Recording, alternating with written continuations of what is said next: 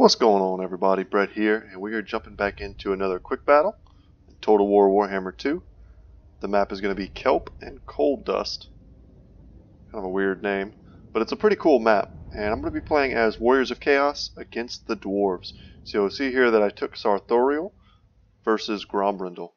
And you can kind of get a quick look at the builds before we jump in here and I start to explain my build choices and my strategy. So my kind of theme of today's episode is being very focused, right? Having a strategy and putting all of your build into accomplishing that strategy. So what do you think of when you think of the dwarves, right? Let's go ahead and pop open the unit card so you can kind of see what I'm talking about here. What we have are a lot of heavily armored infantry units and range superiority, right? So to counter that, I have a cheap front line of Chaos Marauders, who are shielded units meant to take a lot of the ranged fire that'll be coming my way from their ranger units. And then as my heavy hitting, armor piercing, very cost effective front line, I guess you could call it my secondary line here, is going to be the Chaos Warriors with great weapons. So let's spin it around and take a look at these bad boys. For those of you who've never seen a Chaos Warrior before, these guys are pretty gnarly. And we have 3 of the cheap Chaos Marauder units and 4 of the Chaos Marauders with great weapons. Now, armor piercing, right? Cheap chaff units to deflect missile damage, and then here, something that the dwarfs struggle with pretty hard, and that's Chaos Chariots. So Chaos Chariots have 90 armor and do incredible armor piercing damage. They're very hard for dwarf units to stop, and they're just going to run right over them for most of this battle.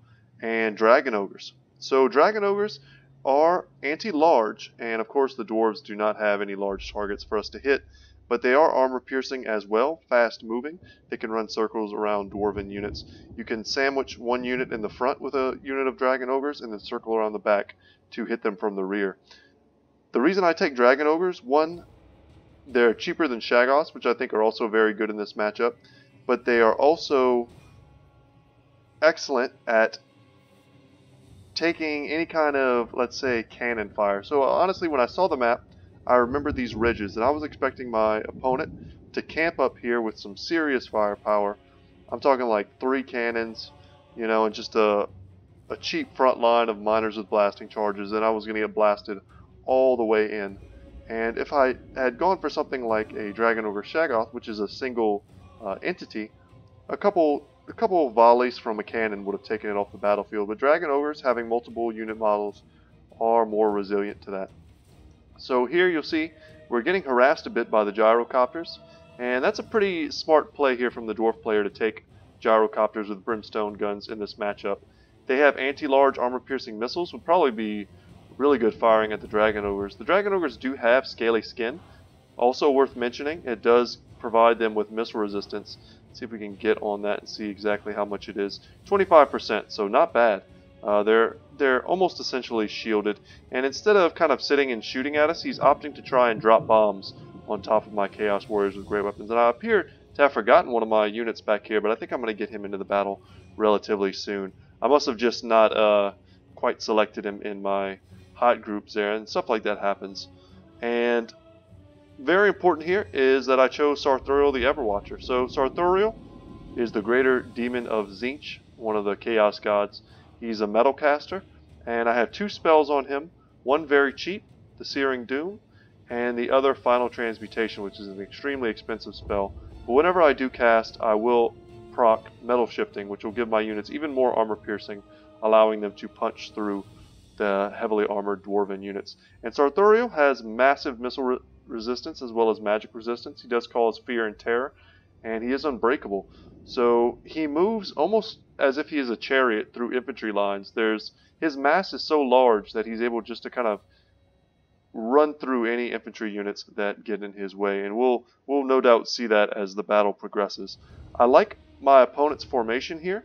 He's protecting his rangers with great weapons, which are very good armor piercing, shorter ranged dwarven missile units, and if they get into melee they can also fight back. Some hammerers here at the center of the formation, along with the grumbling guard. So the Regiment of Renown here, providing that vigor aura in the kind of center of the battlefield, as well as armor piercing. The hammers are a very expensive unit who've been getting buffed and buffed over the years to make them more viable in multiplayer. One unit of Slayers is going to be very good at tying down my Dragon Ogres, as well as these Longbeards with great weapons. I'm not sure quite why they were placed way out here in the corner, but maybe they were expecting some sort of Vanguard play. Also, 2 units of Dwarf Warriors and Miners with Blasting Charges, so the same small formation here repeated multiple times. And we're going to get into the front lines with my chariots, and you see I'm just running right through. This is the age of reckoning. Unfortunately for my chariots, the Grumbling Guard do have excellent charge defense, so they're not going to be able to do anything against them. So I'm forced to kind of pull out from that front line engagement, and I noticed these Longbeards were running, so they were not braced. So I'm going to hit them in the front with the chariots, and then I'm going to hit them in the rear with the Dragon Ogres, and we're just going to smash them. Unfortunately, this entire time we're taking some fire from the gyrocopters. I finally got my last unit of great weapons under control, and we're sending 1 unit of chariots here, and a bit of miss micro here for my opponent, but I'm going to run into the sides with 2 Chaos Warriors with great weapons, and we're going to do a good job of smashing those Dwarf Warriors. A final transmutation here. I think it was overcasted, and I'm going to catch quite a few of these units here. Final transmutation, for those of you who aren't aware, it's a heavy draining spell that does excellent damage versus armored targets. And Sarthorael used most of his Winds of Magic to help me drain the life out of these Dwarven units who cannot heal. So any damage you do to them is damage that they will feel. So also a unit worth mentioning are these Iron Drake Trollhammer Torpedo units. Had my opponent been able to protect them from my Dragon Ogres, they would have been able to shoot their torpedoes into them and perhaps start to take them down. So of course my Chaos Marauders were getting crushed. That's kind of their job. Chaos Warriors with great weapons fighting Dwarf Warriors, that's such a mismatch. They are just going to tear through them. These 2 units are more than a match for these 3 units here, even with some help from the Rangers with great weapons. So I'm constantly microing, bringing my routing units back. Some of my Chaos Chariots got stopped up by the Grumbling Guard, and they're just going to take them down. They have such high armor piercing that they're going to do such a great job. So my Dragon Ogres kind of get caught in a scrum here, and the gyrocopters are parked over them, shooting, taking pot shots, and they're very good at picking off Dragon Ogres. They're going to rout, but I think they're going to rally right before the end. Managed to bring my chariots back into the battle. I saw an opportunity here to run past with Sarthorael and shut down these Rangers with great weapons. And there he goes, he uses his Zinch magic. Constantly using Arcane Conduit to ensure that I have the Winds of Magic for another, some more spells, so that I can get maximum value from my Winds of Magic. Chariots in here also coming to tie them down. And you'll see how fast he is, 60 movement speed. And I'm able just to jump from unit to unit, using my chariots to mow down dwarves.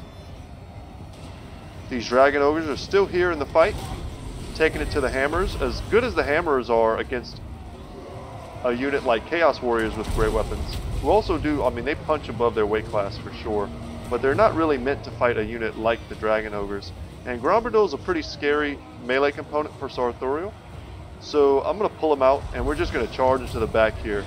And he's going to get in there with his huge wings and start disrupting all of these different formations. My opponent feels forced to engage in melee, trying to tie down Sarthorael perhaps, or take out my Chaos Chariots. These Brimstone guns are nearly out of ammunition. I pretty much crushed these 3 units with these 2 Chaos Warriors. One of them is finishing up while the other is circling around to get into the backfield. So another final transmutation going off. Going to be hitting hammers, going to be hitting slayers, and 2 units of gyrocopters. So that was a pretty good cast, I feel. It wasn't the overcast variant. I didn't have the Winds of Magic for that. But yeah, I think he did excellent work. And that's going to be it. My opponent has had enough. And I can't say that I blame them. The Great Weapon variants of the Chaos Warriors were doing a lot of work, and there wasn't much left on the battlefield that could handle them. We managed to shut down a lot of the tools that my opponent had. So a good game from Smog, which is a pretty ironic name considering he's a dwarf player, those of you who like The Hobbit. But so yeah, so my opponent, I feel with a bit different of a deployment, he certainly had the tools to deal with this army. Now, as I mentioned in the beginning, the focus, well, the overarching theme of this video was supposed to be about really having a focused build, right? And what did my build want to do? It wants to do armor-piercing damage. It wants to do lots of chariot play, and all this is armor-piercing damage and chariot play with a few damage sponges thrown into the center. And Sarthorael as a perfect counter to the dwarves with high mass and the lure of metal, as well as his huge missile resistance, allowing him to kind of just run over dwarven units. So our very focused build designed to take out dwarves ended up doing a lot of work for us. And this isn't any kind of a revolutionary build, but this is certainly a build you can take against dwarves if you're just trying to win. And I just wanted to win a game for you guys, show you the value of focusing your build.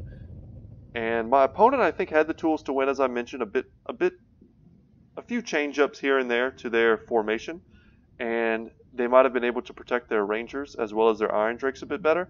Getting 0 kills on such an expensive unit that honestly, 1 or 2 volleys from an iron drake trollhammer torpedo unit against a chariot, let's say, and they'll take them down.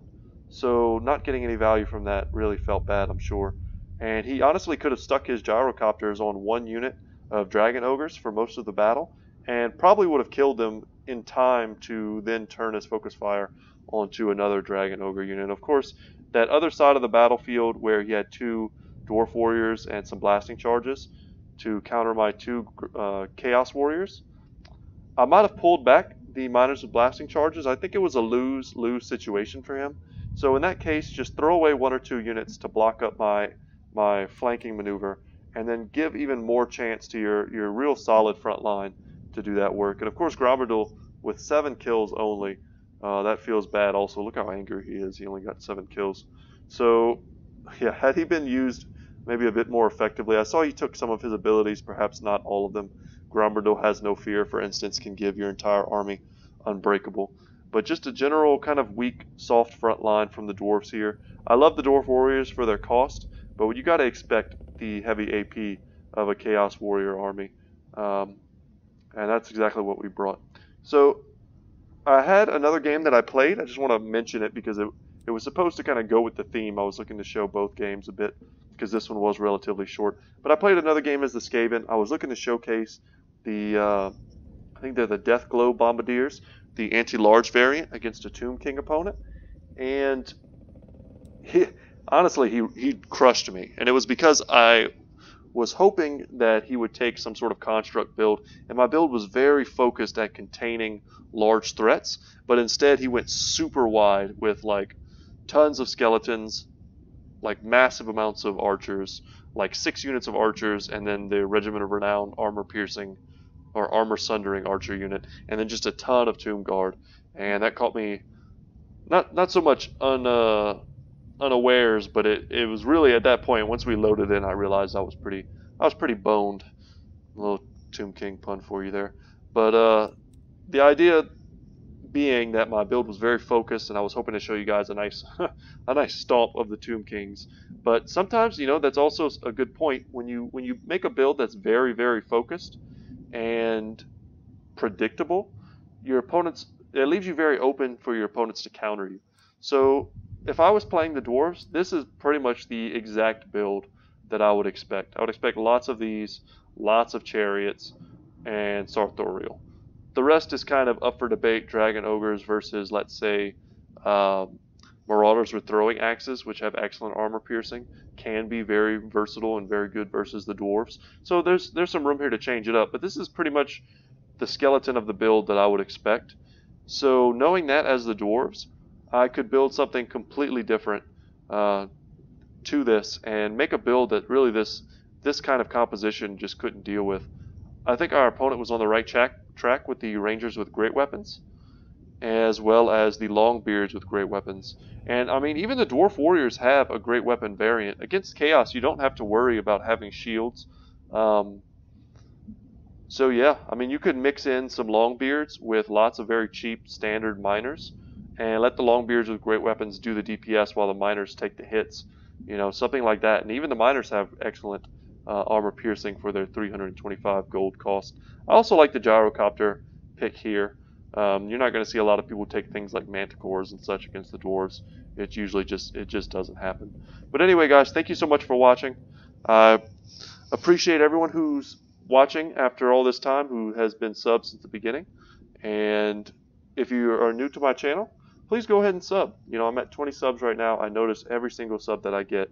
Every time one of my videos gets liked or I get a comment, someone wants to talk a little bit back and forth about some Warhammer, I get super excited. So thank you so much, guys, for watching. I hope you have a good evening, and I will see you in the next one.